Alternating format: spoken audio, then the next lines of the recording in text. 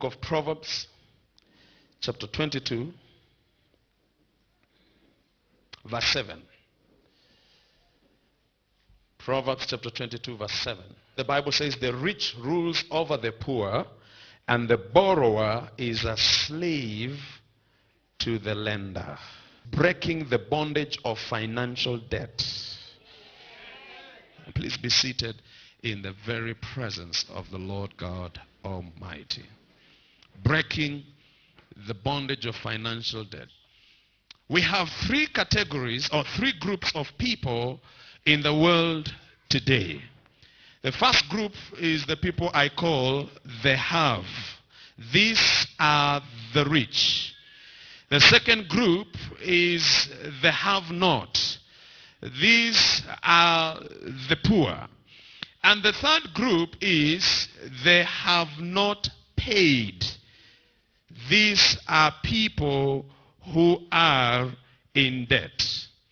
You see, debts can take various shapes or forms. For example, if someone has to stand in for you in the office, that person will tell you after that you owe me. Or if you cover the mistakes of someone else, or you take a bullet for someone, you tend to tell them you owe me big time. However, there is another form of debt that I want us to consider this morning, and this is financial debt. Somebody say financial debt. You see, the vast majority of people owe someone some monies. We have credit card debt, we have mortgage debt, we have medical debt, we have students' loans, we have personal loans, and these are some of the common types of debts that most people find themselves owing. Now, you're asking me, how do people end up in a financial debt? There are two ways that you can end up in a financial debt that I want to submit to you this morning. Number one, you can find yourself in a financial debt because of circumstance beyond your control. Sometimes debt is based on circumstances beyond our control. For example, times when a marriage comes to an end through a divorce, one can be left with a huge debt. Times when a family member has a terminal disease or illness that lead to overwhelming hospital bills or high-priced prescription drugs, it can lead that family into a debt. Times when a natural disaster or fire destroys your livelihood, it can plunge you into a debt. Times when a person loses his or her job or their business fails, it can plunge them into a debt. Times when a parent passes on, leaving behind unserviced loans, bank loans, the interest accumulates. And before you know it, some people come and knock at your door and tell them you owe us this much, and it has accumulated over a period of years. And so they sell your house, they sell your land, they sell everything that you have. These cases, we have seen them happening in our nation today, plunging so many families into debts. You know, some of us, our parents engage in deals that we are not aware of. Our fathers take loans that we are not aware of. And they die suddenly. And after some time, you discover that the guy had a loan in this bank, the guy had a loan in this bank, and the auctioneers visit you. And they come and they say, you owe this much, you owe us this much, and we need to buy this or to take this and this and this and sell it so that we can offset. These are circumstances beyond your control. But secondly, you can end up in a financial debt by your own making. Look at your neighbor and tell them, by your own making. Sometimes it is our mistakes. It is our blunders. It is poor financial management on our part that plunges us into debt. The progression of debt begins like this. You get your income, you start spending all that you have earned, then after some time, you start spending more than what you earned rather. And because you want to sustain a certain lifestyle that you are used to, you start borrowing from people. You start borrowing from the Shylock. You start borrowing from financial institutions to try and sustain your lifestyle, plunging yourself deeper and deeper into debt. You know, there are people, in a bid to try and sustain their lifestyle, they don't mind borrowing. And sometimes they are borrowing simply because they have poor financial management on their part. They don't know how to use money. They don't know how to have a budget. They don't know how to spend money. And so they have to borrow to try and sustain a lifestyle that they are used to. The Bible tells us in Proverbs chapter 22, to be poor and to be in debt is a terrible thing. You should hate these two things with passion. You should not love being poor. You should not embrace being poor. You should hate it, because the Bible says you will be ruled by the rich. The rich will always rule the poor.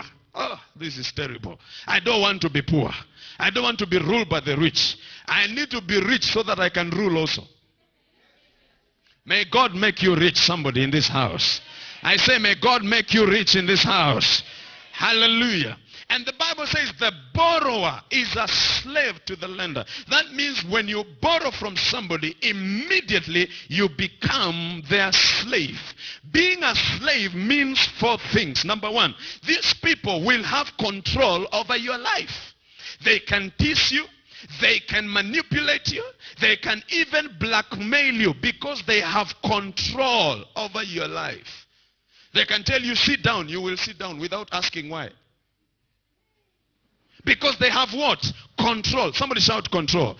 They have control over your life. Secondly, you have no confidence or boldness or courage in their presence. You can be very articulate when they are not there. When they come on the scene, you lose your lines. You can be very, very courageous when they are not there. But when they show up, your confidence is eroded. Why? Because you are their slave. Thirdly, you will have to bow to their whims. That means you have to excessively bow for them even to write off your debts. You're trying to be nice to them so that they can say, because you are so nice to me, your debt has been paid. Fourthly, you are prone to lying. When you're a slave, you are prone to lying.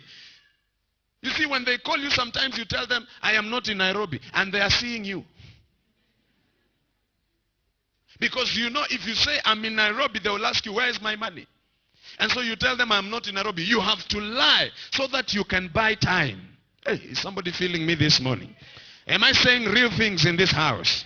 And so you are prone to lying. You are vulnerable to the temptation of lying. You have to lie to them. Sometimes when they call you and you look at the phone and you see their names, you pretend as if they are not calling. When you meet, they will tell you, I tried to call you yesterday. Did you see my missed call? You're saying, I didn't. Maybe my phone has a problem. But you know you are lying. Come on, somebody. Am I saying the truth in this house? So being a slave is a terrible thing. And that's why God needs to bless you. Oh, come on, somebody. That's why you need to break the shackles of debt so that you're not a slave to anyone. They don't have to control you. They don't have to manipulate you. They don't have to blackmail you because you are free. Somebody shout, I'm coming out of financial debt in the name of Jesus. So I want you to understand this morning that God wants you to be free from every shackle of debt. Deuteronomy chapter 28 and verse 12. The Bible says the Lord will open the heavens. May the Lord open the heavens for you today. I say may the Lord open the heavens above your head today. The Lord will open the heavens, the storehouse of his bounty, to send rain on your land in season, to bless all the work of your hands. You will lend to many nations, but you will not borrow. May the Lord open the heavens so that his blessings may rain upon your life, so that God may bless all the work of your hands, that everything you do may be blessed, that everything that you touch may be blessed, and may God bring you to a place where you will lend to many and you will not borrow in the name of Jesus. I prophesy with my eyes wide open.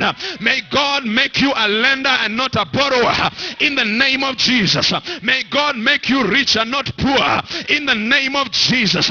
May you lend to the nations in the name of Jesus. Can somebody shout yes in this house? Oh, as I'm preaching today, may the heavens open above your head in the name of Jesus. May God release the rain of blessing. May God release the rain of favor upon your life in the name of Jesus, so that everything that you do may prosper in the name of Jesus. May your business prosper in the name of Jesus. Oh, you're not hearing what I'm saying in this house. I say may your business prosper in the name of Jesus. May that job you're doing, may you be promoted in the name of Jesus. May you experience financial multiplication in the name of Jesus, so that you become a lender. Oh, look at your neighbor and tell them, I'm just about to switch places. Oh, I'm about to become a lender. Oh, yeah. And some of you, may God bless you so much that when you lend, you don't ask for it. When you lend, you just let it go, because you are blessed in the name of Jesus. You don't have to follow somebody and tell them, you need to bring my money. But the heavens have opened above your heads. Even if they don't pay back, you are not stressed, because you know that you are.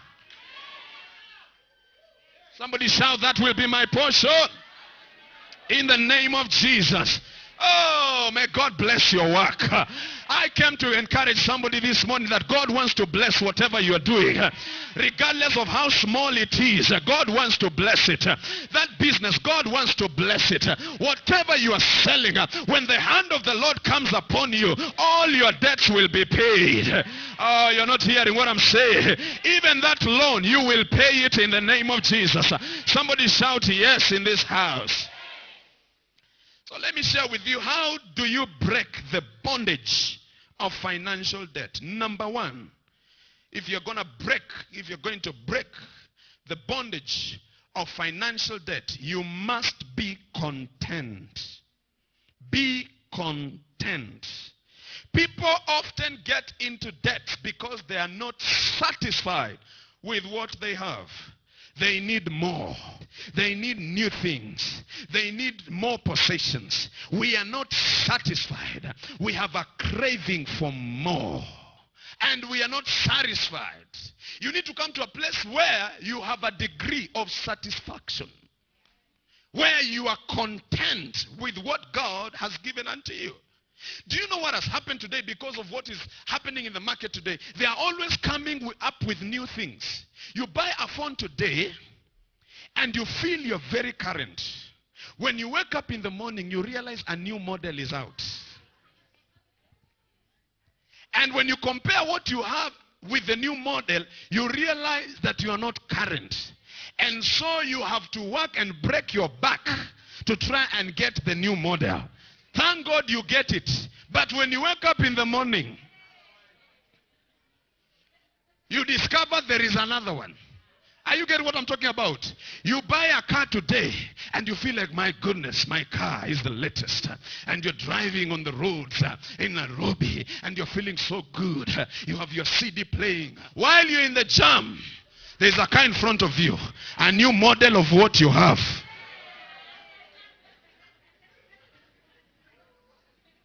And so you start craving for that new model. You start thinking, how can I get it? And sometimes when you don't have money because the craving is too much, you decide to borrow so that you can be able to get the new model. And so you find people are not content. They are always getting new things. They are always looking for the latest. Somebody say the latest. They are looking for the latest dress. They are looking for the latest shirt. They are looking for the latest watch. They are looking for the latest leather seats. And so they continue to plunge themselves into multiple debts because they have to get it. I must get that watch. Because when I hang around my friends, they are talking about their new watch. And mine I bought in 1995. I've got to get a new watch. And so there is this rat race that is driving people crazy because people are not content. But today I came to tell you, stop the madness. You need to come to a place and say, God, I thank you for what you have given unto me. I will be content with this car. I'll be content with this house. I will be content with the blessings that you have given to me today. Because God, if you want me to go to the next level, I don't need to be in debt to go to the next level. You will push me to the next level. Look at your neighbor and tell them, chillax. Be content with what God has given unto you. Oh my goodness. Oh my goodness. I don't need to come to your house and you show me the latest leather seats and you show me your latest bed which has a TV screen attached to it. You show me a cool car in the garage, but at the end of the story you tell me all of them have not paid for them. I am paying through my nose. That is not a blessing. Oh, come on, sir. I'm preaching good in this house. That is not a blessing. Be content. Are you getting what I'm talking about? Look at your neighbor and tell them, be content. Oh, the Bible says in 1 Timothy chapter 6 verse 6 that godliness with contentment is great gain. Godliness with contentment is great gain. What I know is if God wants me to have it, I will have it. If he doesn't want me to have it, I will be content. I will be okay with my suit. I will be okay with my shoes. I will be okay with my hairstyle. I will be okay with the food that I eat. Because I know that if I thank God where I am at this level, God will see my faithfulness at this level. And God is going to push me to the next level without any debt, without any sweat, without any struggle. Because he is a good God. The blessings of God, they make rich and they add no sorrow. Look at your neighbor, tell them, be content. Contentment will cushion you from getting into unnecessary debt. Cushion you. And we need to be different from the world. Come on, somebody.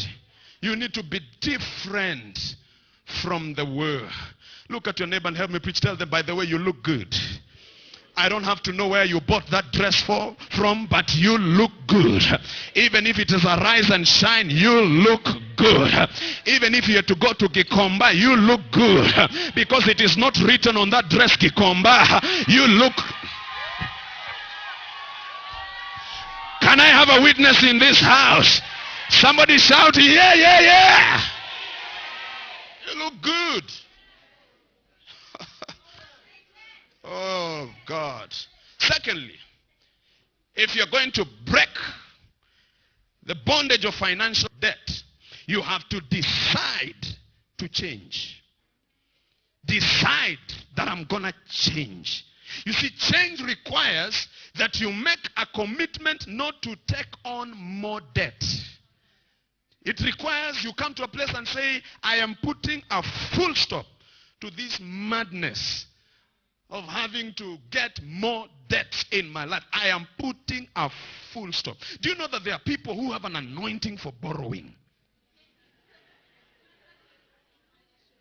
They are anointed to borrow. They love borrowing. Their lifestyle is a lifestyle of borrowing. When they talk to you and narrate to you what they're going through, what they're facing, I am telling you, they have a tongue. They will talk to you. And even if you had money to go and invest in business, you feel for them. You become broken. You have compassion. And you give them the money. As soon as they leave your presence and meet somebody else, they have another storyline to use. There are people who love borrowing. They have an anointing for borrowing. And they know how to talk. They know how to use their tongue to charm their way into your heart. And some of them can even come to you 10 times and you will still give them money. That anointing is in your life, we cast it out.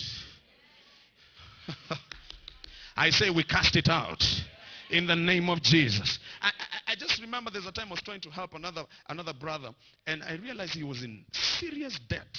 I mean, people were complaining around him that he owes me this. A sister complains, he owes me this. A brother complains, he owes me this much. And so I called him and I sat him down and I told him, my friend, you need to deal with this thing. You need to pay up.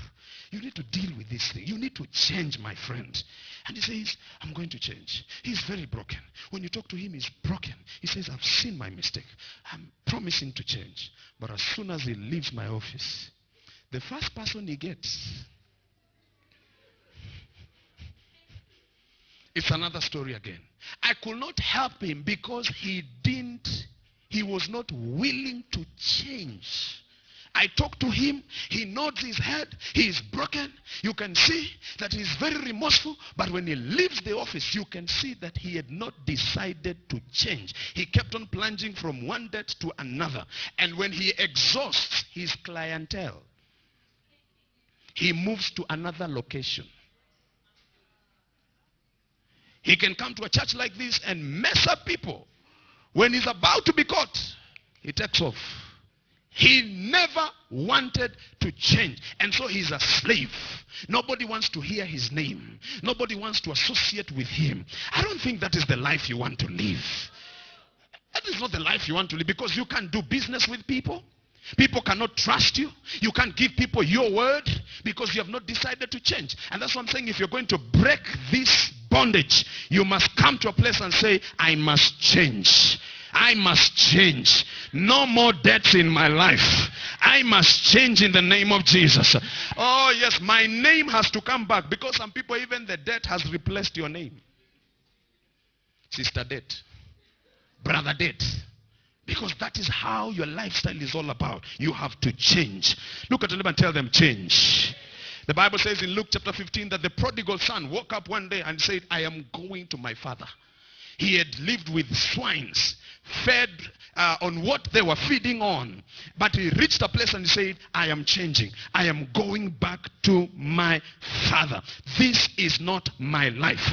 And somebody in this house, that's what you need to say. That I can't be living from one debt to another. Something has to change. I am like the prodigal son. I want to begin on a journey of recovery. I want to come back to my senses. I want to come to a place where no more debts will be mentioned in my life. I am giving myself time. I have to work on this thing, but I've decided to change my life. Next on Grace for Living.